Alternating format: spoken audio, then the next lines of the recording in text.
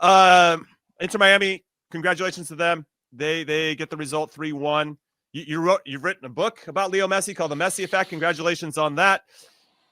Do you feel like you have to add another chapter now that Inter Miami's won it? How does that work? And okay, great. And then so what do you think the ripple effect now is going to be in the impact of this result now with Inter Miami winning and kind of using the model of how they built their team? Yeah, I mean, look, I did file an epilogue yesterday to the book because the book comes out June 9th, so it'd be a bit silly to have that book come out and not reference the MLS Cup that was won in December. So thankfully, I asked them to leave some blank pages at the back of the book. Yeah, I mean, look, it was an enormously validating win for the ownership group at Inter Miami for the amount of money that they've spent on that team, the amount of investment that they put into the project. The idea of bringing Messi in the short term was about having enormous commercial success, but then also enormous sporting success. And they've checked both of those boxes. So all that's left, and this is what my book is about, is the lasting impact. There's this scene from Saturday that I wrote into the epilogue, which is, David Beckham running out to get the MLS Cup. Like somehow the players forgot it. I don't want to say they forgot it on the field. They went to celebrate in the locker room. Staff was still taking photos with the MLS Cup on the field, and Beckham comes running out to grab it and runs back in. And for me, like that's an example. Here we are 20 years later after Beckham joined MLS. His brand is still associated with the league. He's still winning trophies.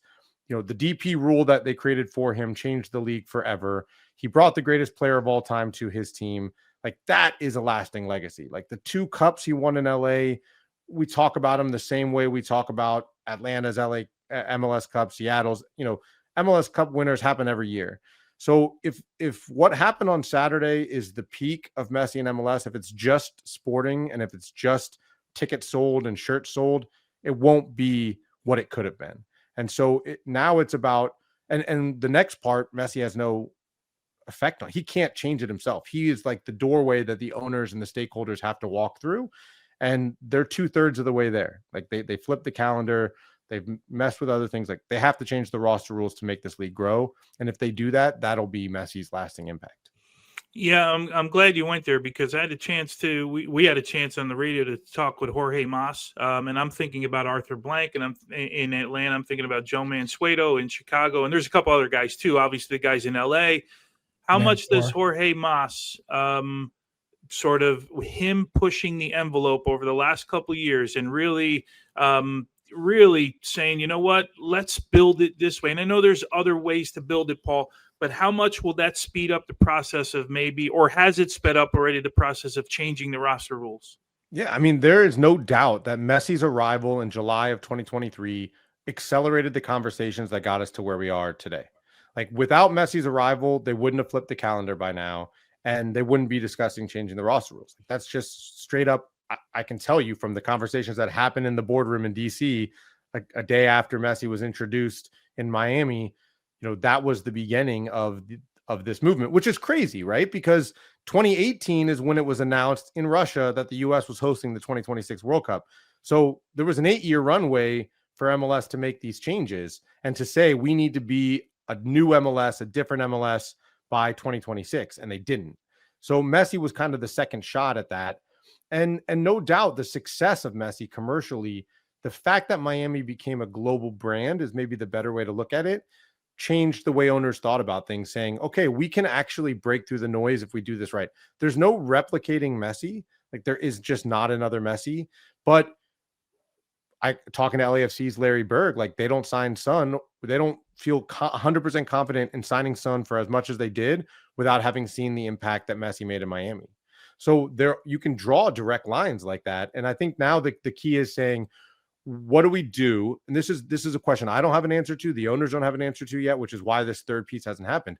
Like how much more money and how should that money be spent is necessary for fans, casual sports fans, casual soccer fans, diehard Premier League fans to say, okay, now I'll watch MLS. Is it 45 million per team? Do you need to allow bigger teams to win the way Miami has in LA? Do you say, look at Holland, look at Belgium, look at Portugal? What makes those leagues known? It's the biggest clubs at those leagues, right? It's Ajax, it's PSV, it's Feyenoord, it's Porto, it's Benfica. Like is that the route MLS needs to go to allow New York and Miami and LA, Chicago to be those teams? That's the debate happening right now in the boardroom at MLS. But would you say, I think what makes MLS more appealing outside of the fact that there's no relegation promotion for those European giants is that the parity. Like anybody could win it on any given year. Now there are those, 2 or 3 year cycles where you got players in their best form and you got the right group. But once those contract situations kind of go in different directions, then the next team kind of steps up. I'm curious if you have an idea of what the next big rule change will be, because I'm thinking about, when I look at Sir Mohammed Mansour of San Diego, you spend $500 million to get in. You need that big star that you could possibly get, because Mo Salah might hasn't necessarily worked out. But you got Mo Salah on the other side, and things aren't working out at Liverpool. Now, do I see him leaving now? No, but is this something that maybe in the summer or next winter you could see Mohammed Mansour saying, we're gonna splash the cash and get Mohamed Salah to come to MLS? I mean, I think first of all, if you're going to spend the money on Salah, now's the time to do it. I think he's got maybe the Brentford game for Liverpool, and that's it. I mean, maybe things will change, maybe slots out, and that changes the dynamics. But the movement behind the scenes to sign him is happening right now. I felt disappointed that the rule changes, the calendar flip didn't happen in time for 2026, because I thought that MLS, they have two jobs here. The first is to increase the quality of play so that soccer fans, when they tune in, watch, and don't see as big of a difference as you do now if you flip from Champions League on CBS to an MLS game. Paramount you're like, yeah, on Paramount Plus on CBS, wherever you're watching it. Jimmy will tell us at the end of this segment where we can watch it on Paramount. But it's on Paramount Plus, everybody. Yeah. Paramount So you need to close the gap of quality of play, but you also need to close the perception gap. You need to convince people, tune into MLS. It's changing. It's new. It's different than what you think of it, because the casual sports fan just says, oh, like MLS, it's not a good league. It's not a real league, So how do you change that? I think one way you do that is coming out of the World Cup, because you have a whole year now that you have to ramp up to the changed MLS. Like, I think you go and you tell your owners, like, you have a mandate to go buy big players. Go spend your money in the summer of 2026. Let's have a Saudi moment. Maybe not spending as much as Saudi did, but have a Saudi moment where everyone is chasing big players, because I think the reality is, like, Messi has shown, Son has shown, Thomas Müller has shown, you can't just increase the quality of play. Like, I think if every team spent $45 million and every roster, and you took Benfica's roster and you just transferred it to DC United, like, would fans know that that's a better team, a quality team? Would they just start watching DC United? Maybe some of them, and maybe over kind of a longer time frame. I think is that allowed? Can DC United do that? Because they need something. They need something real bad, Paul. We would love for them to do that. But like, I think you also need stars. Americans love big names. They love star players. So what I want to see is both. I'd like to see the roster rules change significantly to allow teams to spend more and spend it how they want. But I think there also does still need to be chasing of bigger name players and bringing them that can then bring people into those stadiums to see the better quality of play. And I'd like to add, making sure that there's a path for American players to thrive in this league as well, because sometimes I think they might get squeezed out if it's just about signing big names all over the place. Just quickly, I think that's I think it is a short-term hurt for American players, but a long-term positive. Okay.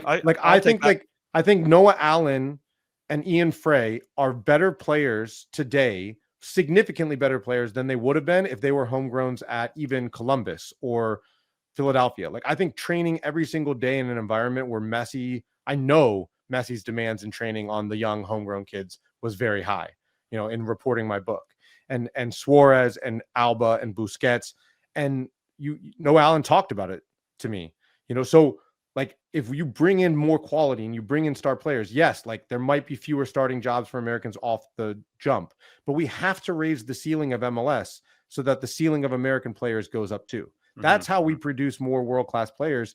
Go through the U.S. roster right now. All the guys we talk about as golden generation left MLS or America at 16, 17, 18.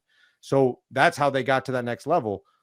we need to raise the ceiling in MLS so that we can Yeah. start producing better players here at home.